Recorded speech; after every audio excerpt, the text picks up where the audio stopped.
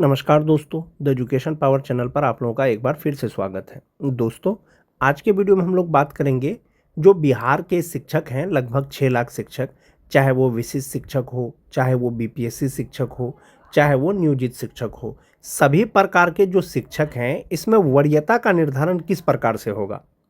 इससे पहले भी विभाग के द्वारा दिशा निर्देश जारी किया गया था दोस्तों, चाहे वो आपका विद्यालय अध्यापक नियमावली हो या विशिष्ट शिक्षक नियमावली हो, उसमें स्पष्ट किया गया था कि जो शिक्षक हैं, विशिष्ट शिक्षक हैं या नियोजित शिक्षक हैं या बीपीएससी शिक्षक हैं, इनमें जो है सबसे सीनियर कौन होंगे या इनका वरीयता का निर्धारण किस प्रकार से किया जाएगा। अपर मुख्य सचिव शिक्षा विभाग बिहार सरकार की अध्यक्षता में एक जो VC हुआ था दोस्तों, उसमें जो है स्पष्ट रूप से ये कहा गया था कि शिक्षकों की वरीयता सूची के बारे में कि जिला स्तर पर शिक्षकों का वरीयता सूची संधारण करने का प्रावधान संगत नियमावली में पूर्व से है। ये जो कहा गया है आपका विशिष्ट शिक्षकों के बारे में कहा गया है कि जो विशिष्ट शिक्षक हैं उसका जो वरीयता सूची बनेगा या जिस पर उसका जो सीनियरिटी होगा वो नियमावली में पहले से दिया हुआ है। साथ ही इस संबंध में सचिव शिक्षा विभाग के स्तर से विभिन्न कोटि के शिक्षकों के अंतर वरीयता का मापदंड भी संसूचित है, यानी कि और सब जो कैटेगरी के शिक्षक हैं उनमें वरीयता का निर्धारण किस प्रकार से होगा वो भी संसूचित है। वर्तमान परिस्थिति में यह आवश्यक हो गया है कि वर्ग 1 to 5, 6 to 8, 9, 10 एवं 11, 12 के लिए जिला स्तर पर शिक्षकों की अलग अलग समेकित वरीयता सूची तैयार किया जाए। यानी वीडियो कॉन्फ्रेंसिंग के माध्यम से जो अपर मुख्य सचिव है, तत्कालीन जो अपर मुख्य सचिव थे शिक्षा विभाग के, उन्होंने ये कहा था कि 1 to 5 का, 6 to 8 का, 9, 10 का, 11, 12 का जो भी कैटेगरी के शिक्षक हैं सबका वरीयता सूची अलग अलग तैयार किया जाए। इस संबंध में सभी जिलों को जिला स्तर पर आवश्यक कार्रवाई करने का निर्देश दिया गया है। एक तो ये हो गया दोस्तों कि सबसे सीनियर कौन होंगे, एक तो नियमावली के अनुसार आपका सीनियरिटी हो गया, दूसरा चीज होगा दोस्तों बेसिक पे के अनुसार। जाहिर सी बात है जिसका मूल वेतन ज़्यादा होगा वो सीनियर होंगे।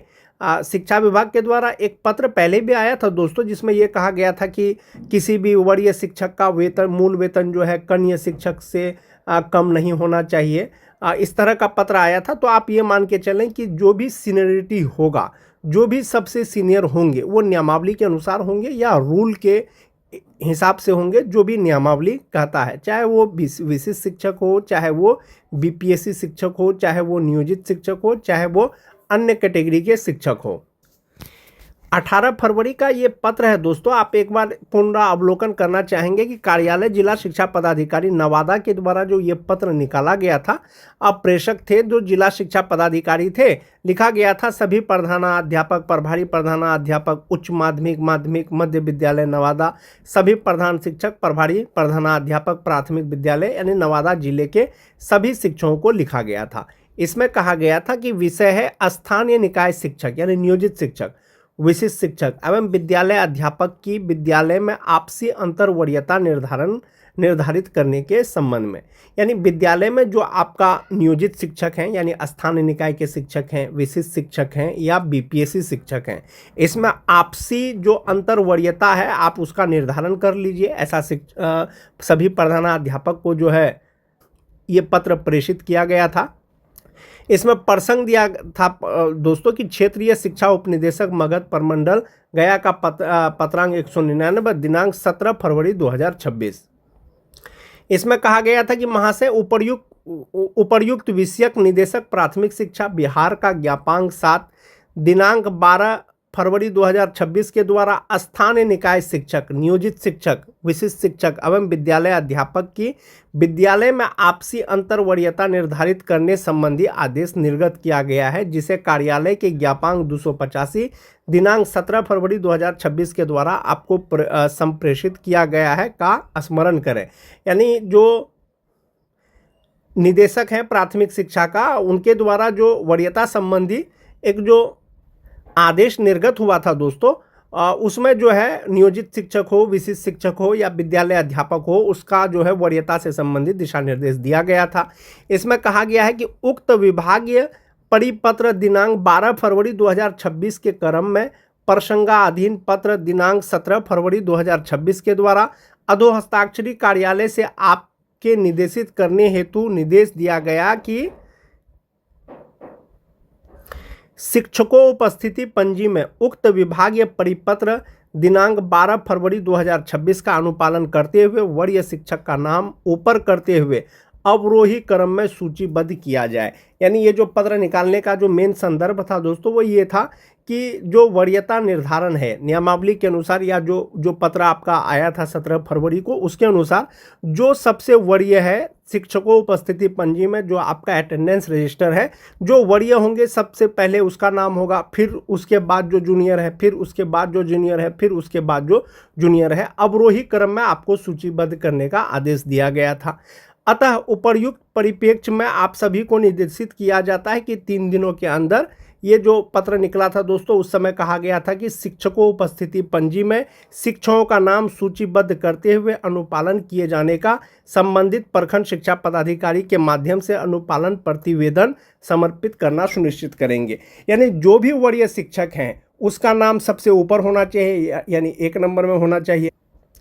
उसके बाद जो है 2 नंबर में होना चाहिए, उसके बाद जो है 3 नंबर में होना चाहिए। इसी तरह से जो सबसे जूनियर है दोस्तों उसका नाम जो है लास्ट में होना चाहिए। ऐसा जो है शिक्षकों उपस्थिति पंजी में यानी टीचर अटेंडेंस रजिस्टर में जो है ऐसा करने का आदेश दिया गया था। और ये एक जिला का पत्र था दोस्तों, नवादा जिला का ये पत्र था, और सेम दिशा निर्देश दोस्तों सभी जिलों के लिए था जो आपका राज्य कार्यालय से पत्र आया था, जैसा कि आप देख पा रहे होंगे।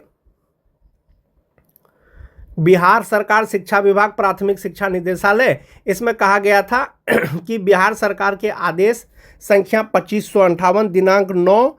सितंबर 2025 के तहत जो समिति का गठन हुआ था, इसमें की गई अनुशंसा एवं तदालोक में विभागीय आदेश का ज्ञापांक 4206 दिनांक 22 नवंबर 2025 के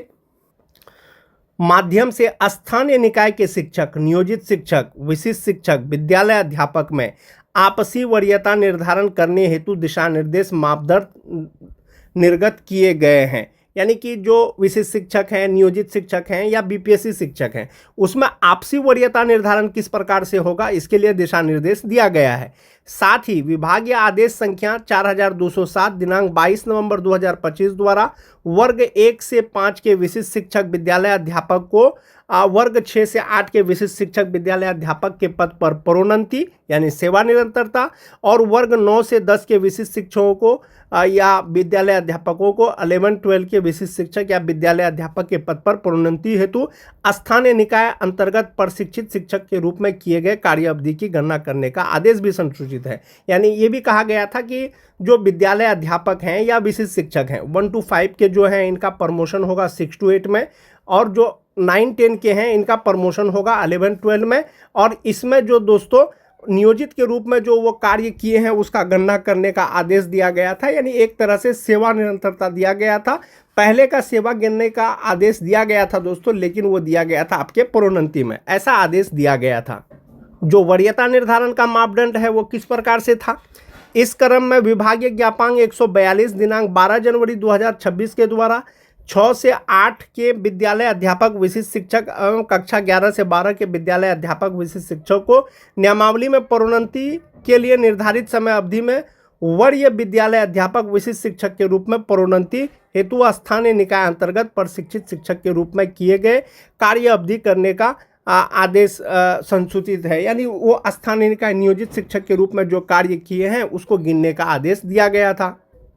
इसमें कहा गया था कि यह भी उल्लेखनीय है कि विभागीय आदेश ज्ञापांक 4206 दिनांक 22 नवंबर 2025 के द्वारा निर्गत किए गए मापदंडों यथा कंडिका 2 का क प्रधानाध्यापक प्रधान शिक्षक का प्रभार दिए जाने हेतु विभिन्न कोटि में न्यूनतम अध्यापन कार्य का अनुभव अंकित है। क्या है कि वर्तमान में विशिष्ट शिक्षक विद्यालय अध्यापक के अंतर वरीयता निर्धारण में स्थानीय निकाय अंतर्गत प्रशिक्षित शिक्षक के रूप में किए गए कार्य अवधि के संबंध में कतिपय परीक्षाएं की जा रही है, जिनके निराकरण के संदर्भ में निम्नलिखित निर्देश दिए जाते हैं। इसमें कहा गया दोस्तों कि प्रारंभिक विद्यालयों के जिला संवर्ग के सहायक शिक्षक यानी मरणशील, माध्यमिक विद्यालयों के प्रमंडलीय संवर्ग के सहायक शिक्षक जो मरणशील पद है, स्थानीय निकाय के शिक्षक, सक्षमता उत्तीर्ण होने के उपरांत विशिष्ट शिक्षक एवं बिहार लोक सेवा आयोग के आधार पर विद्यालय अध्यापक के पद पर नियुक्त शिक्षकों से संबंधित नियमावली में उनके संवर्ग के शिक्षकों की वरीयता का निर्धारण हेतु दिशा निर्देश उपलब्ध है, जो यथावत रहेगा। इसमें यह कहा गया था कि सबसे पहले जिसको प्रशिक्षित वेतनमान मिल रहा था वही वरीय होंगे, चाहे अगर कोई नियोजित शिक्षक हैं, विद्यालय अध्यापक हैं या विशिष्ट शिक्षक हैं एक ही विद्यालय में, और जो नियोजित शिक्षक है दोस्तों उसको सबसे पहले से प्रशिक्षित वेतनमान मिल रहा है, तो तीनों शिक्षक में जो है जो स्थानीय निकाय के शिक्षक होंगे, नियोजित शिक्षक होंगे, वही वरीय होंगे। पूर्व की भांति जिन माध्यमिक उच्च माध्यमिक विद्यालयों में परमंडलीय संवर्ग के सहायक शिक्षक पद स्थापित होंगे उन्हें स्थानीय निकाय शिक्षक, विशिष्ट शिक्षक, विद्यालय अध्यापक से वरीय माना जाएगा। जो पुराने वेतनमान वाले शिक्षक होंगे वो नियोजित शिक्षक, विशिष्ट शिक्षक या बीपीएससी शिक्षक से वरीय होंगे। इसी प्रकार प्राथमिक मध्य विद्यालय में यदि जिला संवर्ग के सहायक शिक्षक हैं तो वो नियोजित शिक्षक, विशिष्ट शिक्षक और बीपीएससी शिक्षक से वरीय होंगे। इसमें यह स्पष्ट किया गया था कि वरीयता का निर्धारण प्रशिक्षित वेतनमान प्राप्त करने की तिथि अहर्ता जिन्हें प्रशिक्षित वेतनमान पहले मिला है के आधार पर किया जाएगा। अगर कोई एक विद्यालय में नियोजित शिक्षक हैं, जो जैसा कि मैंने आपको बताया कहीं पर बीपीएससी शिक्षक हैं, कहीं पर विशिष्ट शिक्षक हैं, और जो सबसे पहले प्रशिक्षित वेतनमान मिल रहा है वो नियोजित शिक्षक को मिल रहा है, तो विशिष्ट शिक्षक और बीपीएससी शिक्षक से नियोजित शिक्षक सीनियर होंगे। प्रशिक्षित वेतनमान प्राप्त करने की तिथि समान होने की स्थिति में जन्म तिथि के आधार पर वरीयता का निर्धारण किया जाएगा, अर्थात जिनका जन्म तिथि पहले होगा वो वरीय होंगे और उन्हें प्रधानाध्यापक का प्रभार दिया जाएगा। जन्म तिथि समान होने की स्थिति में अंग्रेजी के जो अल्फ़ाबेट हैं उसके अनुसार जिस शिक्षक का नाम पहले आएगा वो जो है वरीय होंगे। प्राथमिक विद्यालयों के लिए कहा गया था कि दोस्तों की प्राथमिक विद्यालय जिला संवर्ग के सहायक शिक्षक जो मरणशील हैं पदस्थापित नहीं होने की स्थिति में बिहार प्रारंभिक विद्यालय प्रधान शिक्षक नियमावली 2024 में प्रधान शिक्षक के पद पर सीधी नियुक्ति हेतु निर्धारित मापदंड के आधार पर आपसी वरीयता निर्धारण करते हुए प्रभावी प्रधान शिक्षक के रूप में कार्य करने हेतु प्राधिकृत किया जा सकता है। इसके अनुसार 1 से 5 के लिए न्यूनतम 8 वर्ष जो प्रशिक्षित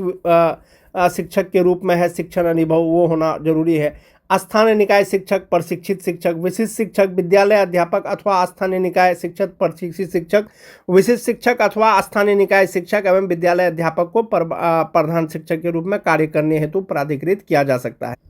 ये जो दिशा निर्देश था दोस्तों वो ये था कि पुराने वेतनमान वाले शिक्षक सबसे सीनियर होंगे, उसके बाद जो है नियोजित शिक्षक, विशिष्ट शिक्षक या बीपीएससी शिक्षकों में जिनको सबसे पहले प्रशिक्षित वेतनमान मिल रहा है वो जो है वरीय होंगे। इसी के आधार पर वरीयता निर्धारण करने का जो है निर्देश दिया गया था। और एक जिला के द्वारा जो पत्र निकाला गया था दोस्तों वो शिक्षकों उपस्थिति पंजी में उसी के अनुसार जो है शिक्षक का नाम लिखने का आदेश दिया था। जो विशिष्ट शिक्षक नियमावली 2023 यथा संशोधित 2024 था दोस्तों, इसका जो है पॉइंट नंबर 7 मोस्ट इम्पोर्टेंट था कि जो वरीयता का सूची बनेगा वो जिला स्तर पर वरीयता का सूची बनेगा और 1 to 5 का अलग बनेगा, 6 to 8 का अलग बनेगा, 9, 10 का अलग बनेगा। तब वरीयता का निर्धारण किस प्रकार से होगा, तो एक बात ये चीज़ क्लियर है दोस्तों, आप ये चीज़ समझ लें कि 1 to 5 के जो शिक्षक हैं ये जूनियर होंगे 6 to 8 के शिक्षक से, यानी 6 to 8 के सीनियर शिक्षक जो है 1 to 5 से सीनियर होंगे। उसी तरह से 9, 10 के शिक्षक 6 to 8 से सीनियर होंगे। उसी तरह से 11, 12 के शिक्षक जो है वो 9, 10 से सीनियर होंगे, यानी सबसे जूनियर 1 to 5 के, सबसे सीनियर 11, 12 के शिक्षक होंगे। ये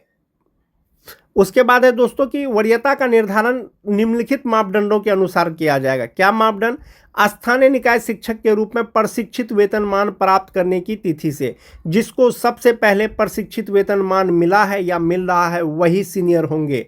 जहां 2 शिक्षक उपर्युक्त मापदंड के अनुसार एक ही तिथि साझा करते हैं उनकी जन्म तिथि वरीयता तय करने के लिए मापदंड होगा। एक ये हो गया दोस्तों कि प्रशिक्षित वेतनमान की तिथि से तो वरीयता का निर्धारण किया जाएगा, लेकिन बहुत सारे शिक्षक ऐसे होंगे जिनका प्रशिक्षित वेतनमान का तिथि एक ही है, तो ऐसी स्थिति में जो उनका वरीयता का निर्धारण होगा उनका जन्म तिथि के अनुसार होगा। अगर जन्म तिथि भी सेम हो तब उसका जो है नाम का अंग्रेजी का जो अल्फ़ाबेट है जिसका सबसे पहले आएगा वो सीनियर होंगे। उसके अतिरिक्त एक चीज़ है दोस्तों कि इसके अतिरिक्त अगर कोई मामला आता है तो विभाग इस पर निर्णय लेगा। अब एक चीज़ ये समझ जाइए दोस्तों, जो टीटी पास शिक्षक हैं, चाहे वो जनरल टीटी हो चाहे तो वो उर्दू टीटी हो 2013 से लेकर के 16 तक, तो मोस्टली शिक्षकों का जो प्रशिक्षण पूर्ण हुआ है दोस्तों वो 31 मार्च 2019 को हुआ है, तो बहुत सी संख्या में है। तो जब बहुत सी संख्या में है तो इसमें जो है वरीयता का निर्धारण किस प्रकार से किया जाएगा, यानी प्रशिक्षित वेतनमान का तिथि तो बहुत सारे शिक्षकों का एक हो गया, तो जन्म तिथि के आधार पर होगा, उसके बाद इंग्लिश अल्फ़ाबेट उसके नाम के आधार पर होगा, और इसके अतिरिक्त कोई मामला आएगा तो विभाग इस पर निर्णय लेगा दोस्तों। तो जहाँ तक बात वरीयता निर्धारण का है वो नियमावली, विशिष्ट शिक्षक नियमावली के अनुसार यही नियम के अनुसार होगा। क ख ग इसके अतिरिक्त कोई मामला आता है तो शिक्षा विभाग इस पर निर्णय लेगा। और जहाँ तक बात टीटी पास शिक्षकों का है दोस्तों, अब भारी संख्या में जो है टीटी पास शिक्षक एक ही तिथि को प्रशिक्षित हुए थे, यानी प्रशिक्षित वेतनमान उसको 31 मार्च 2019 से मिल रहा था या 31/3/2019 तक उनका प्रशिक्षण पूरा हो गया था। ऐसी स्थिति में दोस्तों टीटी पास शिक्षकों का वरीयता निर्धारण किस प्रकार से किया जाएगा, वो तो नियमावली के ही अनुसार किया जाएगा। आने वाले समय में पता चलेगा कि विभाग इसके लिए क्या निर्णय लेती है। विभाग तो दोस्तों गाइडलाइन जारी कर दिया है कि जिनका प्रशिक्षण सबसे पहले हुआ है वही सीनियर होंगे।